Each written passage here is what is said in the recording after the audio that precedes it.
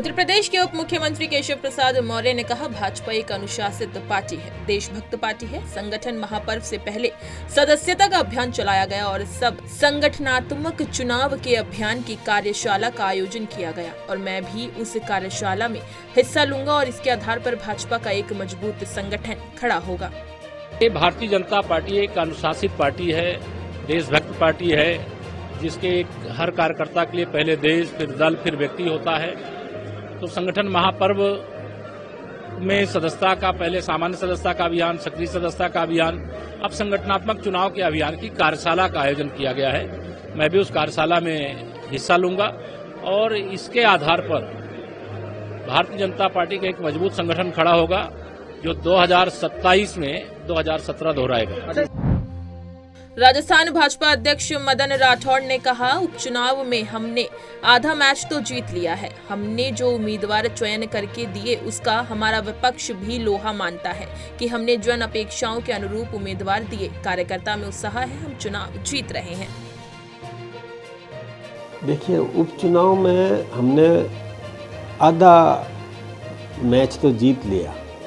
हमने जो उम्मीदवार चयन करके दिए हमारा विपक्ष भी लोहा मानता है कि हमने जन अपेक्षाओं के अनुरूप हमने उम्मीदवार उतारे हैं। तो फिर कार्यकर्ताओं में उत्साह है, कार्यकर्ता पूरा लग गया है। हमने नामांकन प्रक्रिया भी करी, सभी क्षेत्रों में हम गए भी, वहाँ भी हमने देखा कार्यकर्ताओं में बहुत उत्साह है और अभी भी लगे हुए हैं लोग।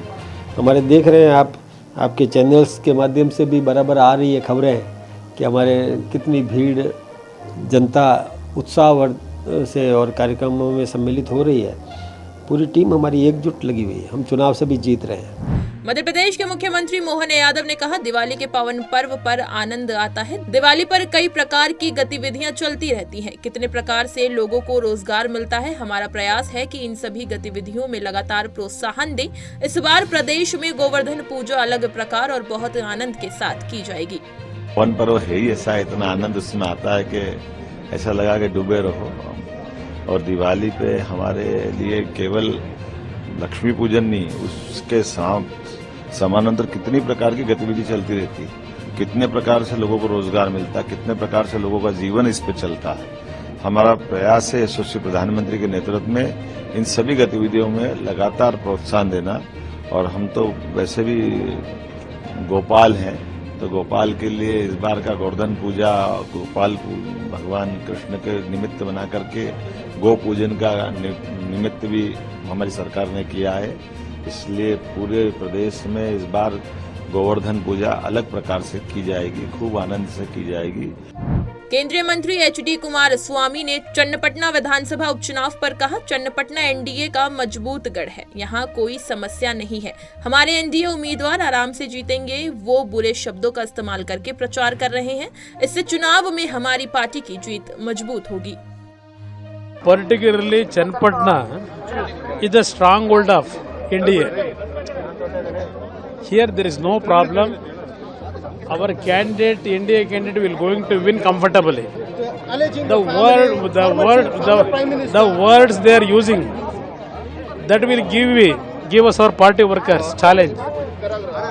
100% the way in which they are campaigning by using bad words, it will going to strengthen our party's victory in this election. Uttar Pradesh Congress अध्यक्ष अजय राय ने चिन्हट में हिरासत में हुई मौत के मामले पर कहा, कस्टोडियल डेथ का ये पहला मामला नहीं है। जो अधिकारी दोषी है उसके खिलाफ कार्रवाई होनी चाहिए। निश्चित तौर से ये पूरी तरीके से जानबूझकर, ये ऐसे कई घटनाएं हो गई। कस्टोडियल डेथ ये पहला नहीं है। जो लखनऊ में भी है पांडे, जो ब्राह्मण लड़का जो मरा है, वो पूरी तरीके से ये सरकार अत्याचार अन्याय कर रही है।